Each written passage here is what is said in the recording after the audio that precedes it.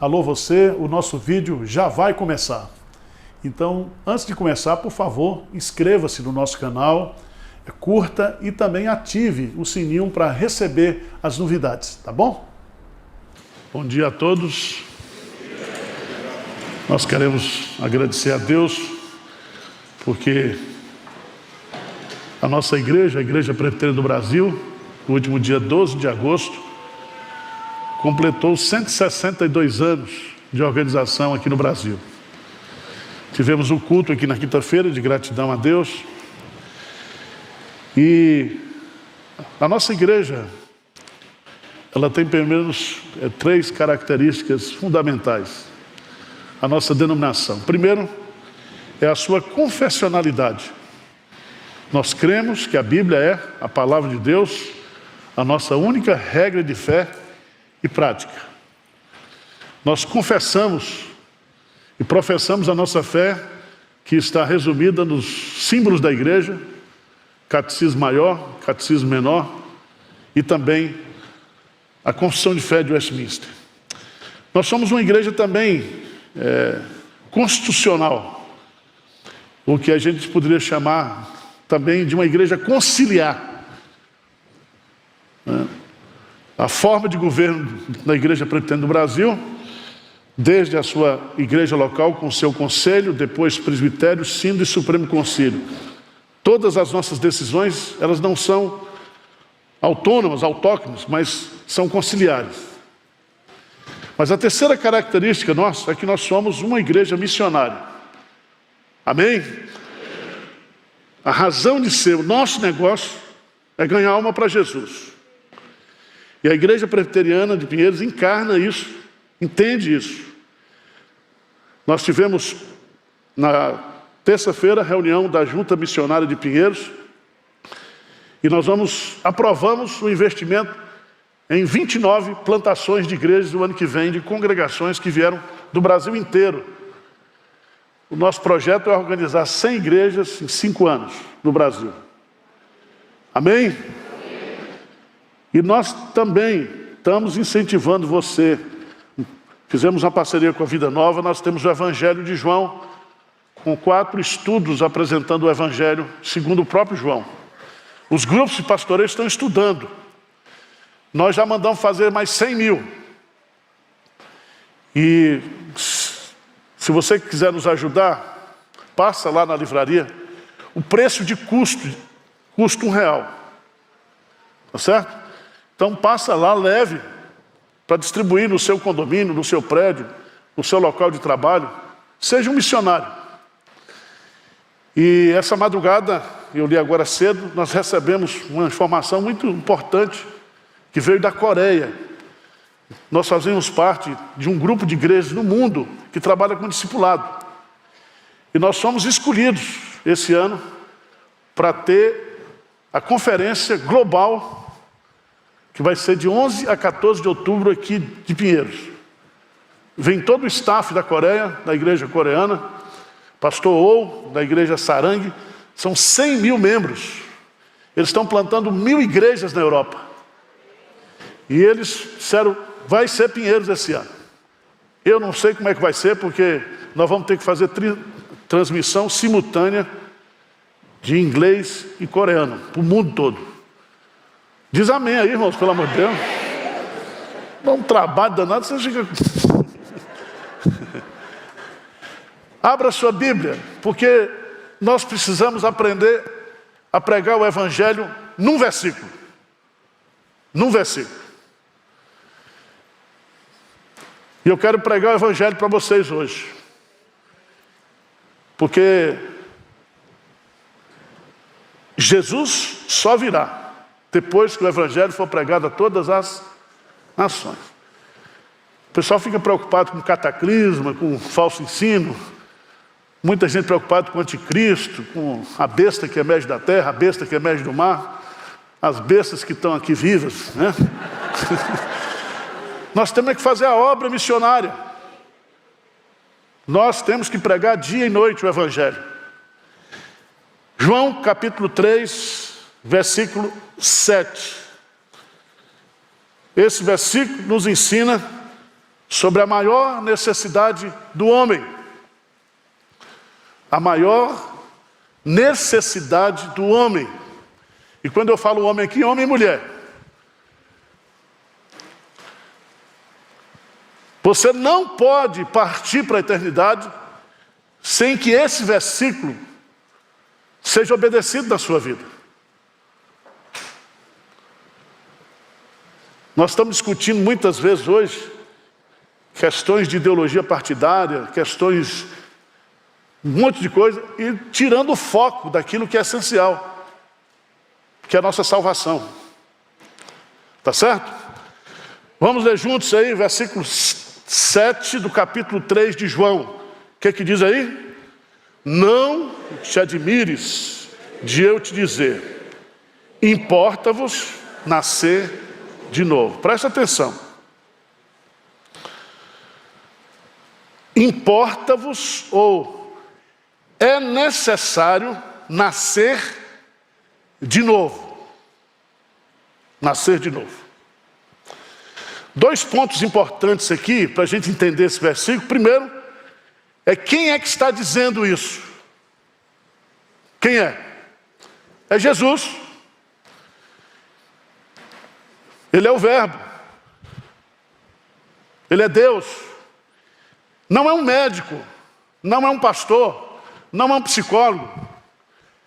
Quem está fazendo esse diagnóstico aqui é aquele que nos criou. No princípio era o Verbo estava com Deus, o Verbo era Deus. Tudo foi criado por Ele e por meio dEle. E nada existe, nada foi criado, senão através dEle. Para Ele são todas as coisas, diz Colossenses 1,16. Ele é o princípio, Ele é o fim.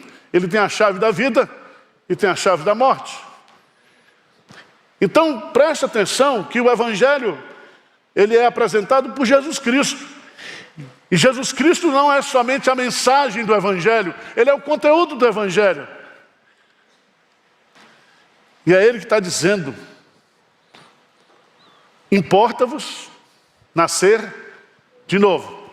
Mas a quem Ele está dizendo isso? Por isso Ele diz, não te admires, porque Jesus está conversando aqui com um teólogo, Jesus está conversando com Nicodemos, Jesus está conversando com gente que estudava a Bíblia, que lia a Bíblia. Era um líder religioso. Veja lá no versículo 1, veja lá no versículo 1 do capítulo 3. Havia entre os fariseus um homem chamado o quê? Nicodemos. Um dos principais. Ele não era dos principais dos judeus. O que ele está dizendo aí é que esse homem ele era um líder espiritual. E aqui você precisa entender que religião não salva. Que conhecimento teológico não salva. Você só será salvo se você nascer de novo. E meus amados irmãos, toda pregação hoje do Evangelho parece-me que está negando isso. A turma só fala em prosperidade, só fala em cura, só fala em progresso. E aqui eu queria chamar a sua atenção para nós entrarmos no cerne desse ensino. Primeiro é Jesus que está dizendo. Segundo, Jesus está dizendo para uma pessoa que era moralmente perfeita, uma pessoa que tinha conhecimento, e ele vai dizer, não te admires, eu estou admirado. E você, com todo esse conhecimento que você tem de escritura, de religião, de liderar, de ser um líder religioso, você não sabe isso?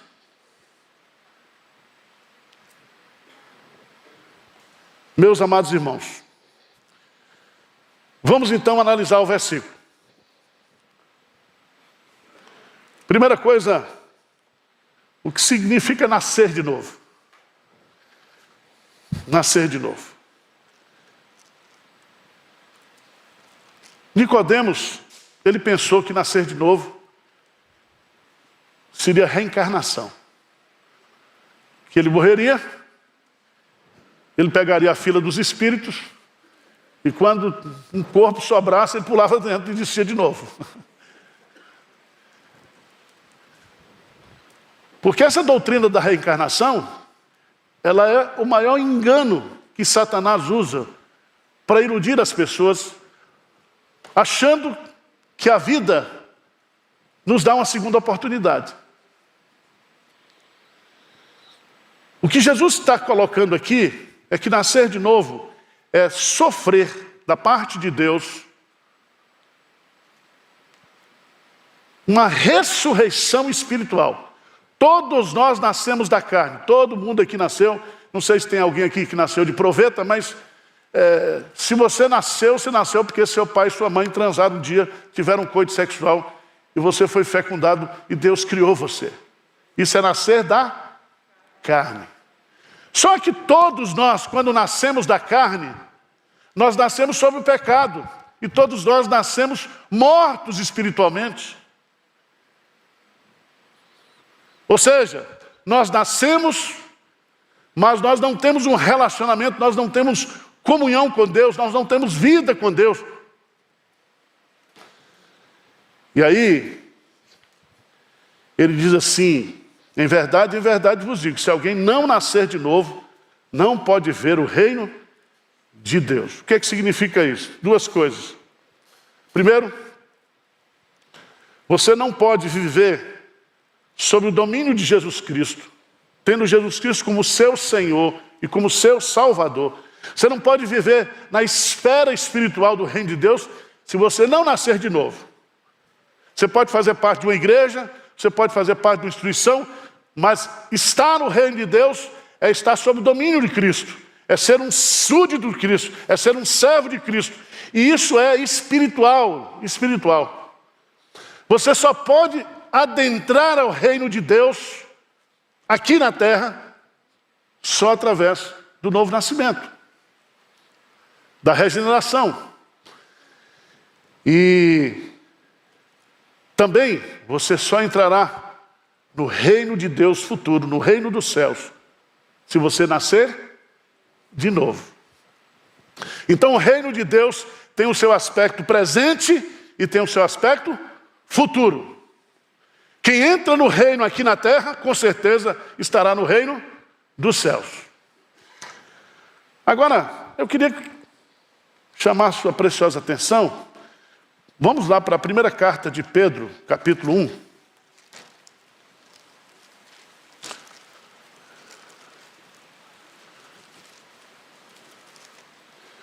Primeira carta de Pedro, capítulo 1, a partir do versículo 17 e 18, a gente vai encontrar ali.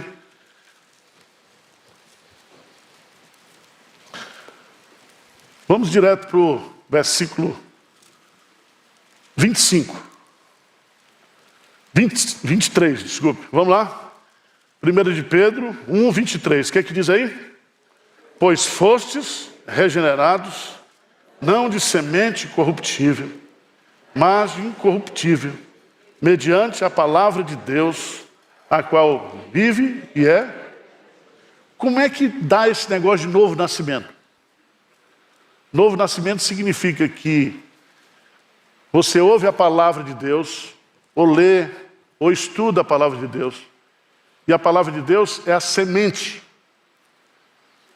é o sêmen, é o espermatozoide espiritual, entendeu a palavra? Quando essa palavra, ela é lida, ela é pregada, ela cai no seu coração, o Espírito Santo de Deus, o mesmo que gerou a Jesus na barriga de Maria, vai gerar você o quê? Espiritualmente. Você vai nascer de Deus. Amém? Isso é novo nascimento.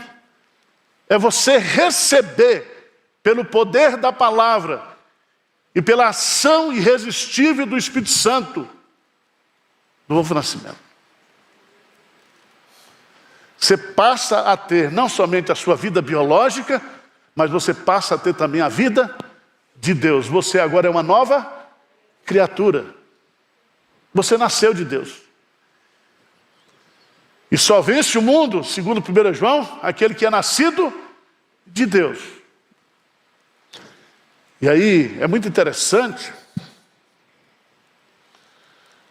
porque ele vai dizer, no versículo 6 aqui de João 3, ele diz, o que é nascido da carne, é carne. O que é nascido do Espírito, é Espírito. Então, nós temos uma necessidade. A nossa maior necessidade, segundo Jesus Cristo, o Filho de Deus, é que nós, o quê? Nasçamos de novo. Importa-vos nascer de novo. 3 lições aqui. Primeiro, essa necessidade, ela está além da minha possibilidade. Eu não posso nascer de novo pelas minhas próprias forças. Há muita gente hoje ensinando, dando cursos de espiritualidade, via internet. Há muita teologia hoje e evangelho que prega que o homem tem o poder de mudar a si mesmo. Mas não tem. Não tem. Ninguém se regenera, ninguém nasce de novo pelas suas próprias forças. Você diz, pastor, mas eu deixei de beber.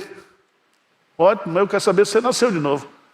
Eu deixei de fumar, eu deixei isso, deixei aquilo. Veja, não é reforma externa, não.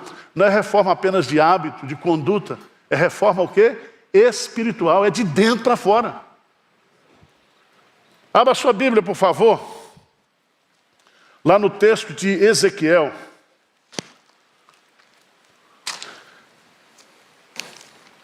No capítulo 33, em diante. Deus vai falando sobre o dever do atalaia, vai falando. Quando chega no capítulo 36, versículo 25.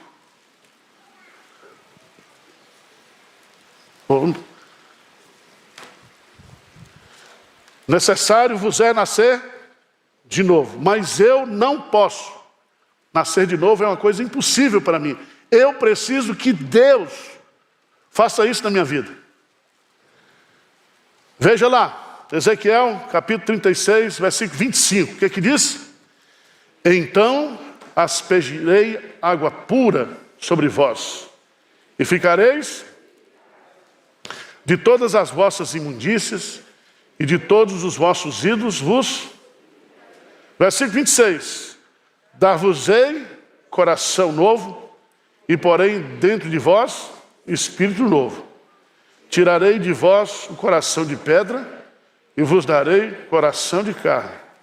Porei dentro de vós o meu espírito, e farei que andeis nos meus estatutos, e guardei os meus juízos, e os observeis. Presta atenção, que aqui é uma aula de cardiologia. Deus está dizendo que Ele vai fazer um implante espiritual. Ele vai tirar o seu coração de carne, de pedra, e colocar um coração de carne. Veja os detalhes desse versículo. Porque não é uma purificação externa, não é uma lavagem externa, não é um banho externo. Isso aí os fariseus faziam. Eles lavavam as mãos, eles se banhavam. Isso os sacerdotes do Antigo Testamento, quando entravam no tabernáculo, se banhavam. Uma purificação, um ritual de purificação, o quê? Externo. Mas veja, que Deus vai pôr dentro de vocês um espírito novo. Veja que espírito está em letra minúscula.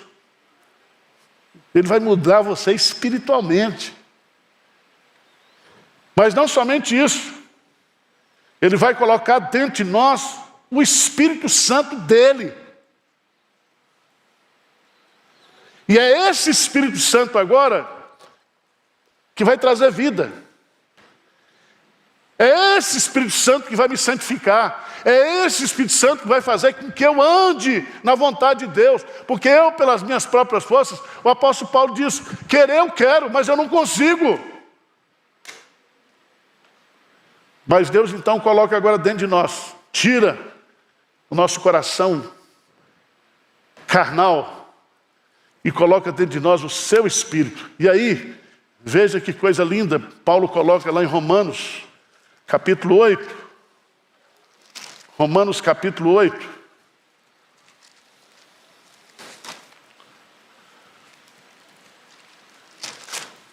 Ele vai dizer no início do capítulo, Romanos, capítulo 8. Por favor, veja aqui, Paulo diz assim, agora, pois já nenhuma condenação há para os que estão, porque a lei do Espírito da vida em Cristo Jesus te livrou da lei do pecado. Você lembra que o dedo de Deus escreveu as tábuas nas pedras, a lei foi entregue. Agora, o Espírito Santo está dentro de nós e a lei é escrita no nosso coração. E é o Espírito Santo de Deus que cumpre em nós a vontade de Deus. Porque nós não sabemos nem orar como convém. É Ele que intercede por nós, Ele que nos guia, Ele é que nos dirige, Ele é que nos santifica. Louvado seja Deus por essa tão grande salvação. Mas eu queria continuar no versículo. Não te admires de eu te dizer, importa-vos nascer de novo. A maior necessidade do homem é nascer de novo.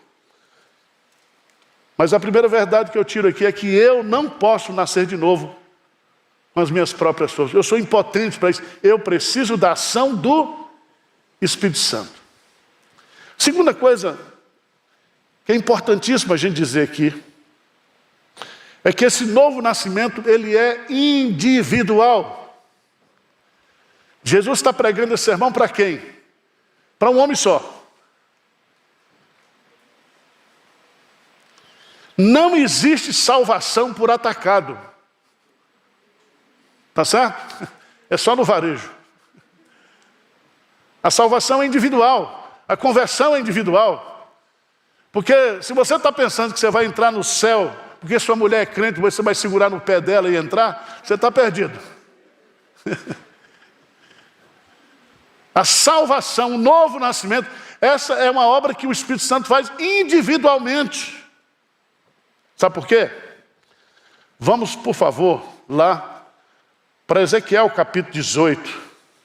Os judeus, eles tinham uns ditados lá, eles diziam assim, tinha um ditado lá em Israel, os pais comeram uvas verdes e os dentes dos filhos é que se embotaram. Lê comigo versos 3 e 4 de Ezequiel 18. Ezequiel 18, o que é que diz aí? Tão certo como eu vivo, diz o Senhor Deus, jamais direis este provérbio em Israel. Eis que todas as almas, como a alma do pai, também a alma do filho é minha. A alma que pecar. Então presta atenção. Deus é dono de todas as almas. Ele é o pai dos espíritos. E o pecado está relacionado individualmente. Toda alma que pecar, essa é o quê? Só que nós já nascemos pecadores. Nós nascemos dentro daquele princípio que Paulo chama de universalidade do pecado. Assim como por um pecado, ou por um pecado de um homem entrou o pecado no mundo, e pelo pecado, o quê? A morte. Então, cada pessoa precisa ser regenerada. E aí você vai entender o que está lá em Hebreus, por favor. Hebreus capítulo 9.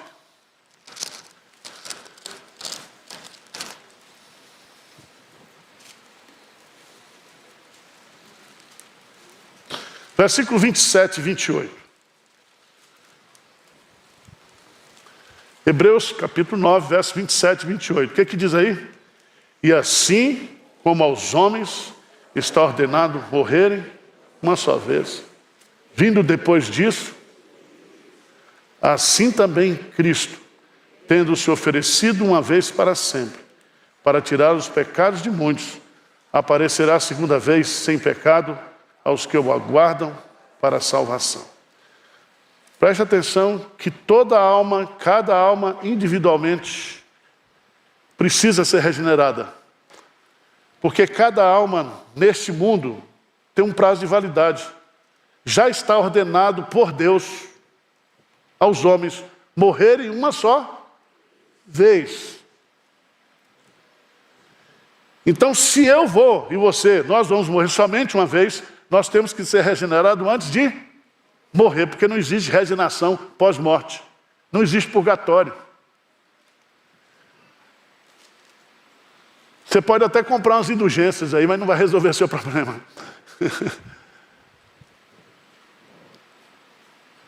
Então, irmãos, isso é de uma profundidade e de uma seriedade tão grande.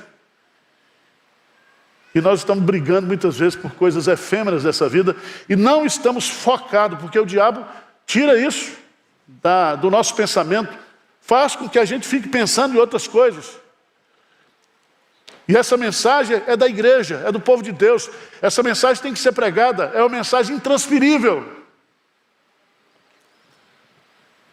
Necessário vos é nascer de novo. Eu não posso, com as minhas próprias forças, eu sou impotente, isso é impossível para mim, mas Deus pode. Necessário vos é nascer de novo, pessoalmente, individualmente. Ao invés de você ficar cuidando da vida dos outros, Deus te deu um para você cuidar da sua, sabia? Agora, se você está salvo, se você já recebeu essa ação, preste atenção, porque todo crente, todo regenerado, ele é um missionário. E toda alma sem Jesus é um campo missionário. Enquanto tiver gente não convertida, nós temos mensagem e a obrigação de pregar o evangelho para as pessoas. Mas eu quero tirar uma terceira lição aqui, que para mim é a mais fantástica. É que aquele que nasceu de novo não morre mais. Não vai morrer mais. Você crê nisso? Se você foi regenerado, se você nasceu de novo, essa vida de Deus que foi imputada a você, você não vai perder. Por isso que a Bíblia chama de vida eterna. Dá um pulinho aí no Evangelho de João, capítulo 11. João, capítulo 11.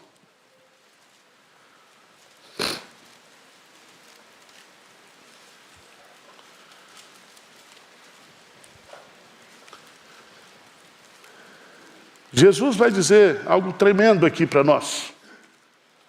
No versículo 25. O que diz aí? Disse-lhe Jesus, eu sou a ressurreição. Para aí, ele não diz eu sou a vida e a ressurreição. Ele diz primeiro eu sou o quê? A ressurreição. Significa que a morte física não pode me matar. Como diz lá em Atos. Ninguém pode matar o autor da vida, porque a vida está nele. Mas ele diz algo fantástico aí. Ele diz, eu sou a ressurreição e a vida. Quem crê em mim, ainda que morra, ainda que passe por essa morte, será o quê? Ressuscitado, não vai morrer mais. Mas ele diz algo mais bonito ainda, no versículo 26. Lê comigo, a gente esquece desse versículo 26, que é o mais importante, veja aí. E todo o que vive e crê em mim, não... Você crê nisso? Então veja o que é que ele diz. Ele dá a fórmula, mas ele faz a aplicação da fórmula. Ele diz claramente aqui, claramente, e todo o que vive, que vida é essa? Espiritual. e crê em mim, o que diz? Não morrerá. Nós vamos passar pela primeira morte, mas nós estaremos livres da segunda morte, que é a morte eterna. Porque nós somos em Cristo novas criaturas. Você é um regenerado. Como eu preguei aqui na quinta-feira, você é uma raridade. E o povo falou, pastor, que é raridade? Não sei não, é coisa rara. Você é um diamante no meio de bijuterias aqui nesse mundo. Tá certo? Irmãos, essa é a mensagem que nós precisamos pregar. Essa é a mensagem que a igreja precisa viver. Essa é a nossa missão. E eu quero convidar você nesta noite. Porque a pior coisa é você viver enganado na igreja. Achar que você é regenerado e você ainda não é regenerado. Uma vez eu fui fazer um Doppler do coração, aqui do lado. E eu perguntei para a mulher, vê se Jesus está aí dentro. Já a pessoa partir para a eternidade sem ter Jesus? Vamos ficar de pé?